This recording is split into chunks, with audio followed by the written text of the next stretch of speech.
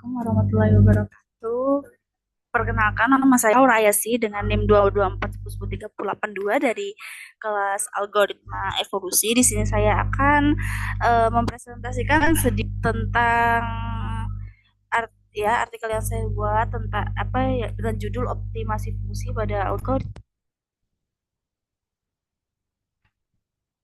Oke, untuk abstraknya sendiri, optimasi tujuan untuk mencari nilai terbaik dari suatu fungsi objektif. Algoritma evolusi ini juga meniru proses seleksi alam untuk menyelesaikan masalah optimasi yang kompleks. Terus proses meliputi inisialisasi populasi, seleksi, crossover, mutasi, dan evaluasi. Algoritma ini juga mampu mengatasi keterbatasan metode konvensional, terutama pada fungsi non-linear dengan banyak ekstrim lokal.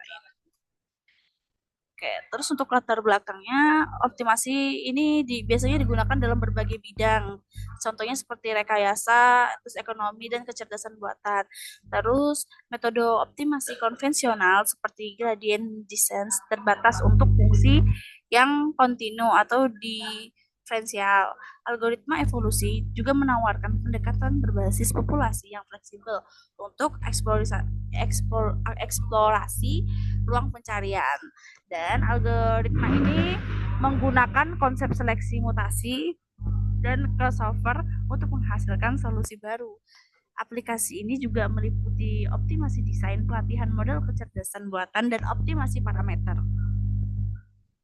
Terus rumusan masalahnya, kompleksitas ruang pencarian itu banyak fungsi dengan variabel yang memerlukan waktu eh, komputasi yang tinggi. Terus juga untuk non linear apa linearity itu banyak ekstrim lokal yang menyulitkan pencarian solusi global.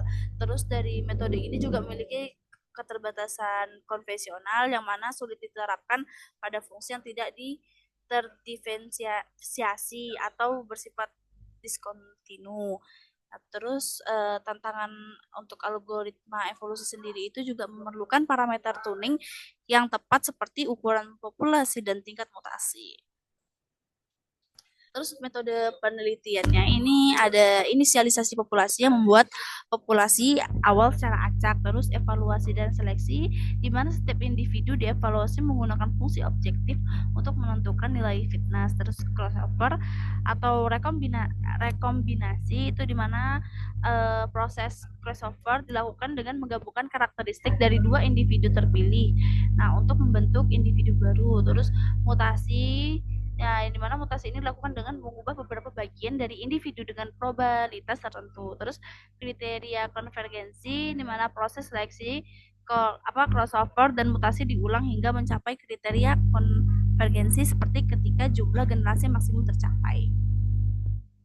Terus tahapan penelitiannya ada studi literatur yang dimana mengkaji teori algoritma evolusi dan studi kasus optimasi fungsi. Terus ada perumusan fungsi objektif, ini menentukan fungsi yang akan dioptimalkan. Terus implementasi algoritma menggunakan Python atau MATLAB untuk mengembangkan algoritma. Terus ada eksperimen dan pengujian, di mana menguji kinerja algoritma dengan berbagai parameter. Terus ada analisis data yang mengevaluasi efektivitas algoritma dan membandingkan hasilnya. Terus kesimpulannya di mana menyimpulkan keunggulan algoritma evolusi dalam optimasi fungsi.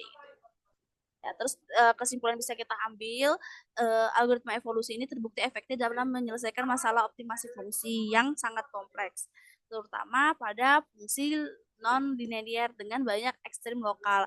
Terus pendekatan ini juga mampu mengatasi keterbatasan metode konvensional yang sering terjebak pada solusi lokal melalui tahapan seperti inisialis populasi, seleksi, crossover, dan mutasi. Terus ada algoritma evolusi yang menunjukkan fleksibilitas dan adaptabilitas yang tinggi. Terus dari penyesuaian parameter ini seperti ukuran populasi dan probabilitas mutasi yang sangat penting untuk mencapai hasil yang optimal. Nah, oleh karena itu penelitian lebih lanjut tentang penerapan algoritma evolusi dalam konteks yang lebih luas serta pengembangan metode untuk mengoptimalisasi parameter akan sangat bermanfaat. Oke, ini untuk daftar pustakanya ya.